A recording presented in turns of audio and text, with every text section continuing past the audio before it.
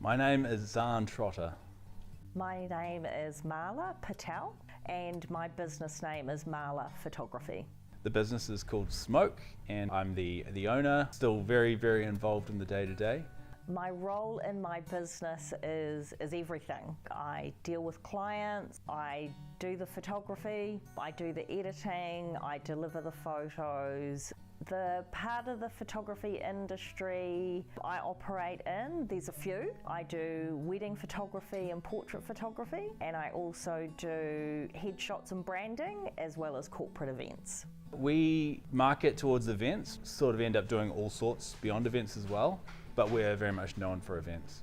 Do I like working for myself? Yes, I love it. I love the flexibility that goes with being self-employed. Working for myself, it means I can run my business my way. For me, it was a natural thing to build a team so that I could be doing a higher volume of work and build a bigger business. My dad is a photographer. I was homeschooled, so I spent a lot of time hanging out with Dad. He would shoot on film. I would sort of help go through the film scans and deciding what does and doesn't make the cut. Always knew that I wanted to do something creative, and because prior to this I used to have a desk job in an ad agency. Left that job and studied photography, and I knew nothing about it. I didn't even know how to use a camera.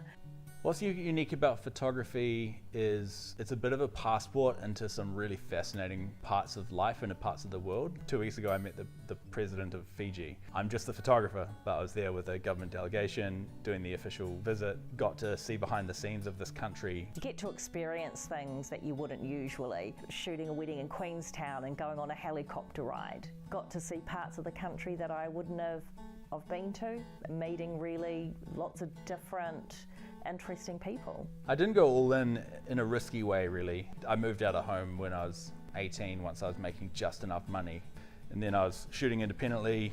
2019 was the first year that I did, I guess, really well financially. There was more people wanting my work than there was hours for me to do the work, and so I was like, I need a hire. I got lucky. I found a guy called Anadu. He joined 20 hours a week. First time I ever had like liability. If I have a dry spell or whatever, I can just, eat cheaper noodles. Any risks? Yeah, I guess you're aware of not having a regular income. Risks also, there's quite a bit of investment, like in equipment. I was aware of it, but just did it anyway.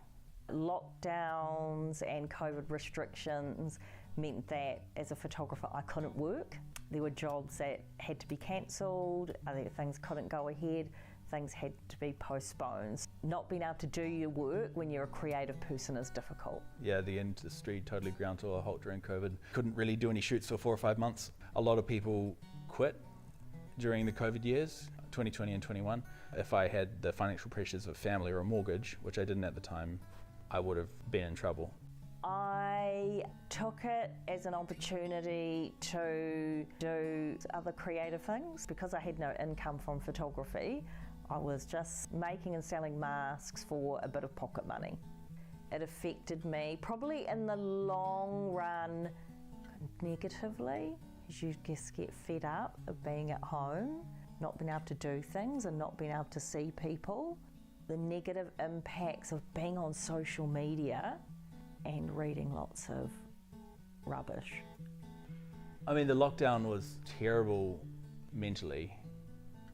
Like the isolation, the frustration. I've always been one of get on and control what you can control and just get on with it. But there was very little you could control because you literally couldn't leave your house.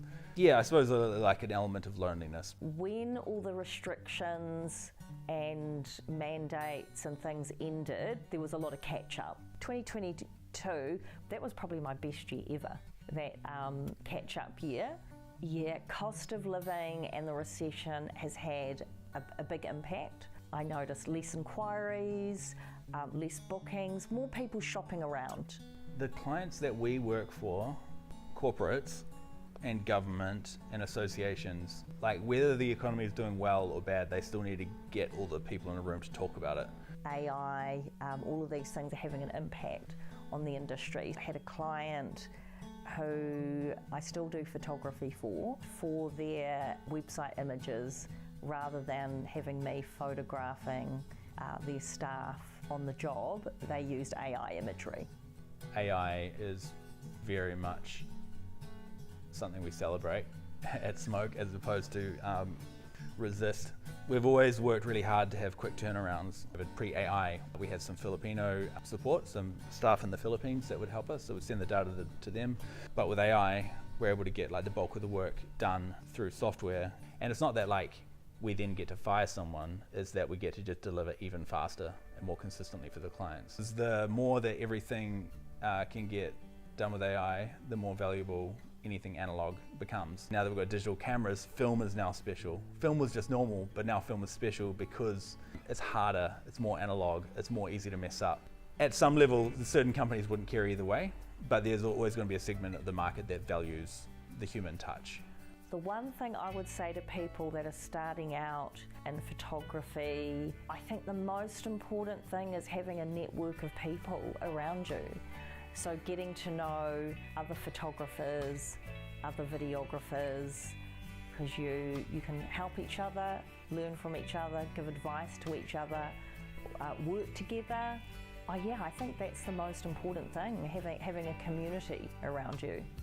It's an amazing career. It's a job that gives you amazing access, a great income, but you just have to do it the long, slow way. Don't mess up.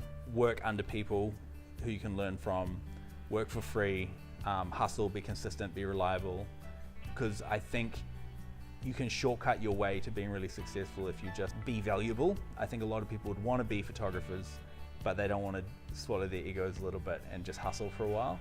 That's certainly, I think, the fastest way to be a proper paid photographer.